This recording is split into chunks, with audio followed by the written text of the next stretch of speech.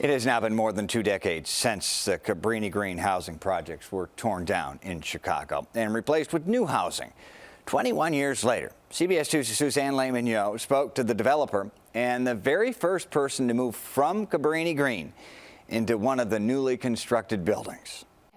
When I say these two words, Cabrini-Green, what comes to mind for you? Home. It was my home. In 2001, Betty Flake was a single parent with 3 children in elementary school. They all called Cabrini-Green home for a decade. I raised my kids pretty much there. They all finished school successfully. They all went to college. And my son became a professional basketball player overseas. Flake lived in the first building torn down in Cabrini-Green in 2000. A building plagued by violence, drugs, and gangs. Flake says she was the very first Cabrini-Green resident to move into Northtown Village 21 years ago. She shared this video with us. This is the inside of her home at Christmas. I made this my home. I have more options here than I had in Cabrini. Northtown Village has 261 units. It sits on 7 acres where Cabrini-Green once towered. The last one that got torn down was this one here, 1230 North Burling. Project co-developer Peter Holston had the first of its kind vision for Northtown Village and the second phase of development, replacing Cabrini-Green, Parkside of Old Town. We wanted to have this look like a Chicago neighborhood. Northtown Village was a mix of rental and for sale properties with 3 income groups: those buying and renting their homes at market rate, former public housing residents from Cabrini-Green, and those qualifying for affordable housing. It was interesting in the beginning having people come together in the same neighborhood from quite different backgrounds. Some of them decided it wasn't for them. Others decided to make the best of it. And 20 years later, we still have a handful of folks that were here over the 20-year period. Flake says she, along with other Cabrini-Green residents who were part of community groups, worked directly with Holston, giving him input. Everybody who took these places was about the beauty.